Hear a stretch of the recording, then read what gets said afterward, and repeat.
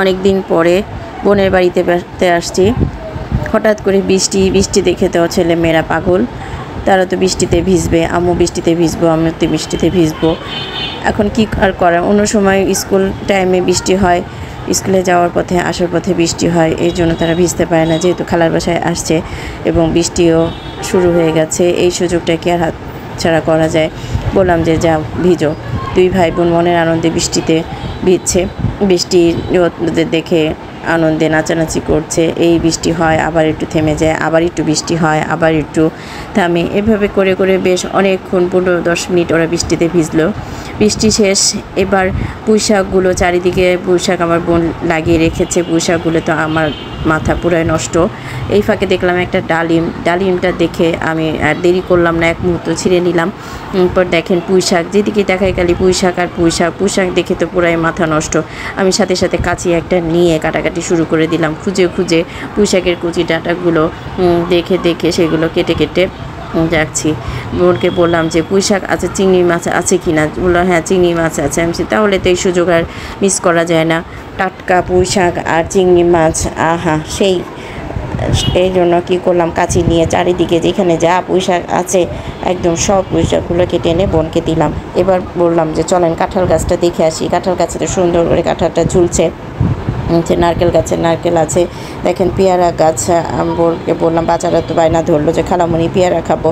আমার বোন সেই গ্রামের মতোই একটা মই থেকে জোগাড় করে সেই মই দিয়ে নিজেই ময়ে উঠে টক করে পেয়ারা একটা করে পেরে দিচ্ছে। যেহেতু বাচ্চারা খাবে বলেছে, হ্যাঁ আমার বোন তো বাচ্চাদের জন্যই এগুলো সব রেখে দিয়েছে। তার ছেলেটা তো এগুলো পছন্দ করে না, এই জন্য আমার বাচ্চারা যখনই যায় আমার বোন আগে থেকে সব কিছু ঠিকঠাক করে রাখে। দেখেন এবার হলো খাওয়া দাওয়ার পালা। পোলাও রান্না করেছে, মুরগির মাংস, মুরগির রোস্ট এবং হচ্ছে ডিম ভুনা। এই দিয়ে আমাদের খাওয়া দাওয়া হচ্ছে, যেগুলো আমার বাচ্চারা পছন্দ করে, তাদের পছন্দের খাওয়া দাওয়াই আমার বোন রান্না করেছে। এবার খাওয়া দাওয়া শেষ, একটু আরাম করে বসলাম। তারপরে সেই ঐতিহাসিক কাঁঠাল খাওয়ার পালা। আমার বন্ধুলা ভাই এবার কাঁঠালটাকে পাড়ছে। কাঁঠালটা যেহেতু আগে পাড়া হয়েছে, একটু ঘরে ছিল তো একটু শক্ত। কাঁঠালটা কাটতে দুলা ভাই একটু কষ্টই হচ্ছিল। তারপরেও সে একটু করে অনেক সুন্দর করে একটা করে কোষগুলো আলাদা করছিল। আর প্লেটে রাখা মাত্রই আমরা টপ করে কাঁঠালগুলো খেয়ে নিচ্ছিলাম। আসলে কাঁঠালগুলো এত বড়, এত মজা, আলহামদুলিল্লাহ, এত মানে সুস্বাদু। আর যেটা বলে শক্ত চাওলা কাঁঠালটা খেয়ে আসলে মনটা ভরে গেল।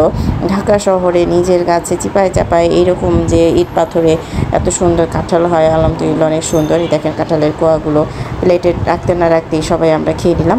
এরপরে হলো বিকালবেলাটা আবার একটু চারিদিকটার প্রসেশন হচ্ছে। কলা গাছের ছবি, দেখেন কলা গাছের ছবি তুলতে যে আমার মেয়ে দেখা পেলো, এই যে একটা মিঠু বিড়াল মিঠুকে ডাকছে, সেই সুন্দর কতক্ষণ তাকিয়ে থাকলো, তারপর সে রাগ করে পিছন ঘুরে বসে আছে। এই যে ফুল, আমার বোন একটু শৌখিন টাইপের, গাছপালা সে খুব পছন্দ করে, এই জন্য তার চারপাশটাকে এত সুন্দর করে সাজিয়েছে, মনে হবে যেন গ্রামে।